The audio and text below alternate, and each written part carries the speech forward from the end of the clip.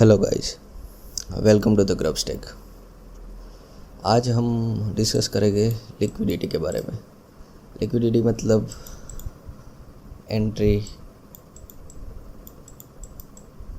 Exit और stop loss. ये तीनों का मतलब क्या? ये तीनों का मतलब मनी। अगर ये लिक्विडिटी किससे आएगी? पैसे से। पैसे कहाँ से आएंगे? जब कोई एंट्री एग्जिट लेगा, कोई स्टॉप लॉस पंच करेगा, तब आएंगे। जब ये तीन चीज़ होती है मार्केट में, तब मार्केट में लिक्विडिटी प्रोवाइड होती है, ठीक है, डिप्लॉय होती है।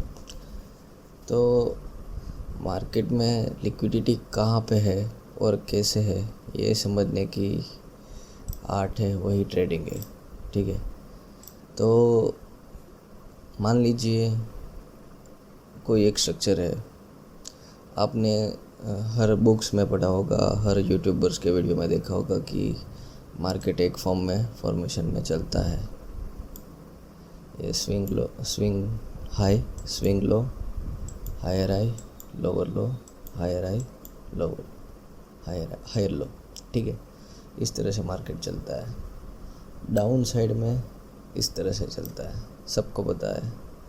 Higher low, lower low, higher low, lower low, इस तरह से मार्केट चलता है। पर फिर भी लोग कंफ्यूज हो जाते हैं ट्रेड लेने में, और ट्रेड लेने के बाद भी प्रॉफिटेबल होने में देर लगती है। क्यों लगती है? क्योंकि हर चीज़ आपको पता है, वो सबको पता होगी ना। इसी वजह से लिक्विडिटी समझने का मेन रीज़न है।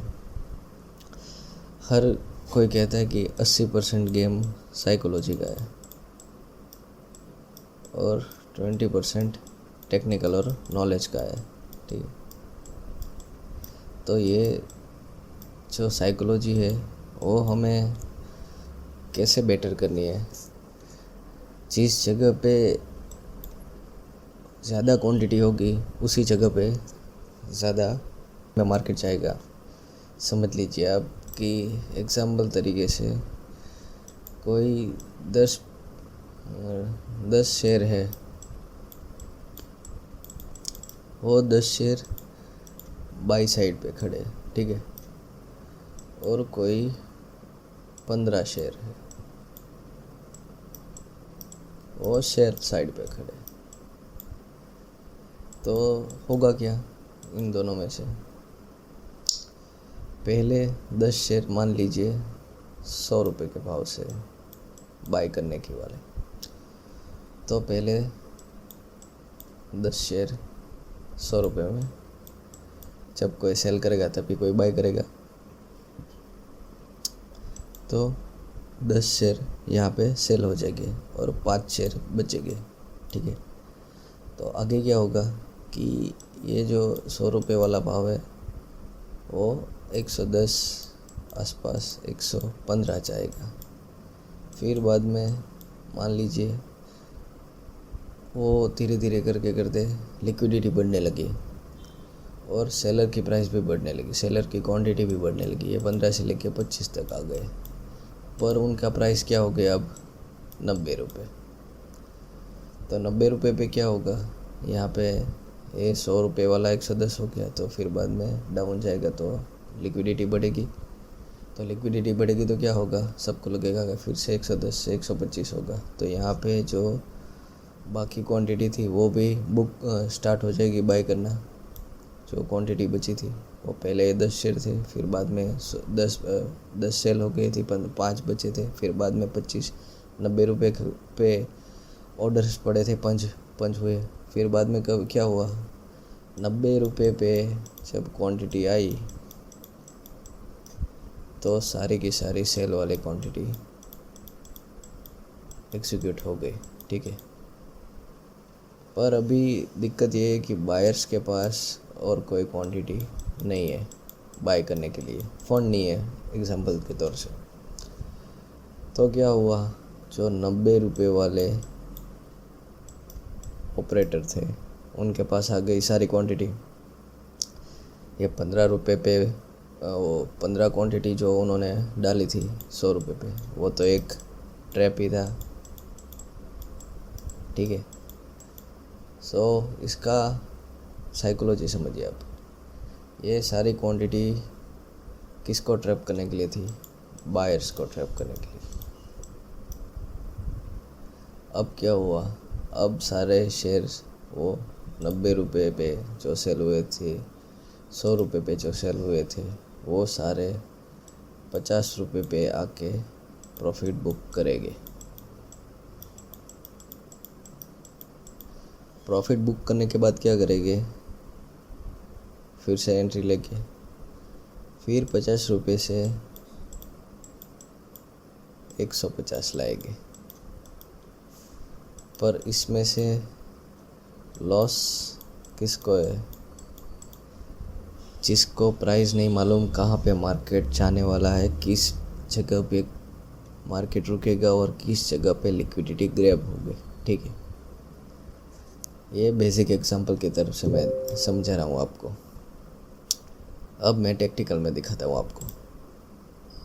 यहाँ पे हम देखते हैं तो इस जोन पे ब्रेकआउट हुआ था यहाँ पे, ठीक है।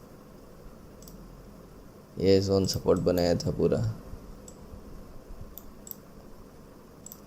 तो अभी टेक्निकल स्ट्रक्चर के हिसाब से आप देखेंगे तो आप क्या करेंगे? ये जो लो बनाया है यहाँ से गिरेगा, मतलब इस जोन से गिरेगा तो आप डाउन साइड जाएंगे, या फिर इस जोन से आएगा तो आप अप साइड जाएंगे। अब इसमें जो है वो क्या है? वो लिक्विडिटी है।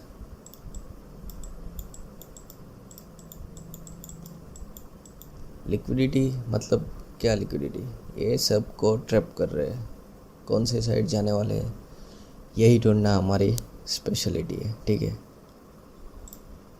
तो हम थोड़ा दिमाग लगा के टेक्निकल स्ट्रक्चर समझते हैं। 15 मिनट का टाइम फ्रेम है। तो यहाँ पे देखेंगे तो एक ट्रेड लाइन बन रही है, देख सकते हैं आप। इस जोन पे देखा, एक ट्रेड लाइन बन रही थी, फिर यहाँ से एक ट्रेड लाइन बन रही है। ये चैनल पैटर्न हो गया एक। पर अभी दिक्कत क्या है कि ये तो मार्केट का स्ट्रक्चर बन गया, फिर आपको पता चला कि ये पैटर्न बनी है इस तरह से। तो आप इसको आइडेंटिफाई कैसे करेंगे कि आपको ये पैटर्न पहले पता चले? मान लीजिए मार्केट यहाँ पर ब्रेकआउट दे दिया इस जोन पे, ठीक है। पर हम ये इतना चार्ट तो ड्रॉ बन ही गया होगा यहाँ तक मार्केट आया तब हम एग्जांपल के तौर से यहाँ से एक ट्रेड लाइन खींचते तो हमें क्या मालूम पड़ता कि ये जो ब्रेकआउट हुआ है इस जोन का, ये जो प्रीवियस सपोर्ट था उसका ब्रेकडाउन हुआ है। तो क्या हुआ कि ये ब्रेकआउट नहीं है, ये फेक ब्रेकआउट है। ये हमें कैसे मालूम पड़ा? जब हमने ये ट्रेड लाइन खींची। और ये असल में क्या है? असल में ये सारे जो बायर्स थे धीरे धीरे करके पुश करके यहाँ पे आ रहे थे, फिर से यहाँ पे आ रहे थे, स्लो एंड स्टडी आ रहे थे। उसका सबकी क्वांटिटी हीट करके यहाँ पे आके धीरे धीरे करके फिर से सबको लगा कि रिट्रेसमेंट ले रहा है। फिर बाद में यहाँ आके सबको फिर से पंच किया कि अभी और बाइंग आने वाली है, प्रीवियस सपोर्ट ये है। फिर बाद में एक मौका नहीं दिया और सब लिक्विडिटी ग्रैब कर गए। देखा फिर क्या हुआ? यहाँ से फिर से वापस वो सपोर्ट लिया, प्रीवियस सपोर्ट। और प्रीवियस सपोर्ट लेने के बाद क्या हुआ? फिर से यहाँ से ले रहे। अब हम ये एक ट्रेड प्लान कर पाते हैं। ये बाइंग जोन था, तो यहाँ पे एक बायर्स का ऑर्डर ब्लॉक बना। फिर क्या हुआ? यहाँ पे फिर से ट्रैप किया और निकल गए धीरे धीरे करते करते। पर हम कैसे ये आइडेंटिफाई करें कि हमको ये अपॉर्चुनिटी मिले कि यहाँ पे जो स्ट्रक्चर बना तो हम यहाँ पे सेल कर पाते, इस जोन पे बाय कर पाते, ये ऑर्डर ब्लॉक है, ये हमको मालूम होता। किस तरह से मालूम पड़ता? सिंपल लॉजिक है, आप समझिए। सबसे पहले क्या करने का, ये जो ब्रेकडाउन हुआ था वो जोन, वो प्रीवियस हाई है, ये प्रीवियस हाई को मार्क कर लीजिए, ये प्रीवियस हाई है ये।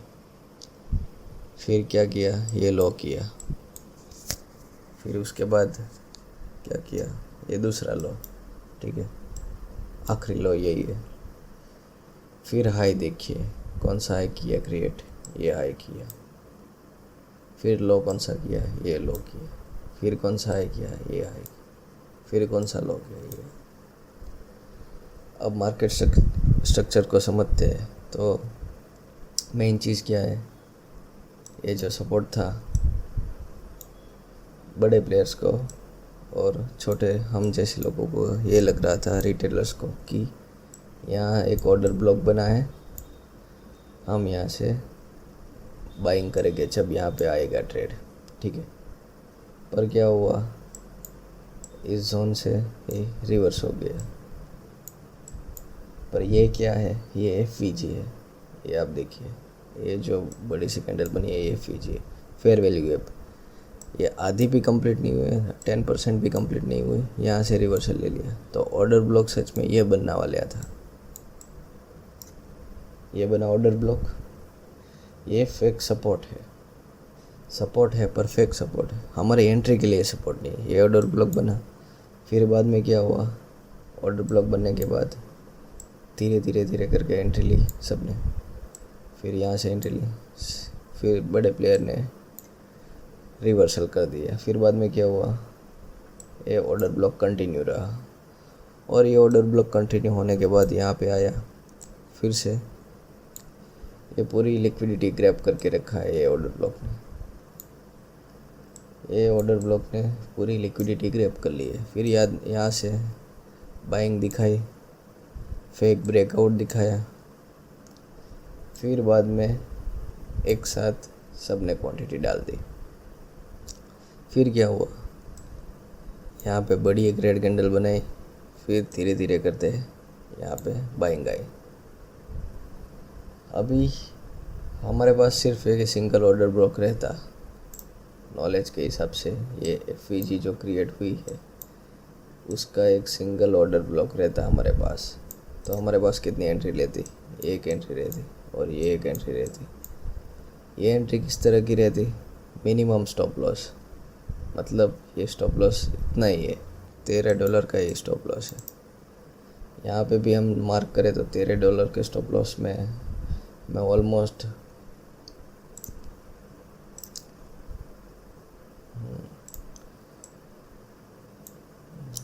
$13 का स्टॉप लॉस हम रखते हैं यहाँ पे, ठीक है, $14 का। तो ये हमारा जो पैटर्न का हाई है वो मार्क करते हैं। 1:1.5 का रिस्क रिवॉर्ड मिला, 1:1.8 का, ठीक है। फिर दूसरी एंट्री देखते हैं, तो फिर से हम यहाँ पे एंट्री लेते हैं और हमारा SL फिर से $33 का ही रखते हैं, और हम सिर्फ 1:1 ही रखते हैं, या फिर ये ट्रेड लाइन का सपोर्ट जो है वो रखते हैं। तो क्या मिलता, 1:1 का, 1:1.1 का मिलता। तो सिंपल लॉजिक यही है कि पैटर्न्स पे भरोसा करें, ध्यान से लिक्विडिटी समझे कि कहाँ पे कौन कौन सी कैंडल्स बन रही है और किस तरह से फॉर्मेशन हो रही है। ये जो FVG बनी, ये मेन एक कैंडल है, फिर उसने एक बार ले से दूसरी बार लेके तीसरी बार यहाँ से लिया, और यही एक खूबी है ट्रेडर की कि हमें कैसे लिक्विडिटी आइडेंटिफाई करनी है। सो आज के लिए इतना ही। मेरे टेलीग्राम चैनल को ज्वाइन कर लीजिए, मैं वहाँ पे टेक्निकल व्यूज़ मार्केट के लाइव देता हूँ। और सब्सक्राइब करना ना भूलें। Thank you guys.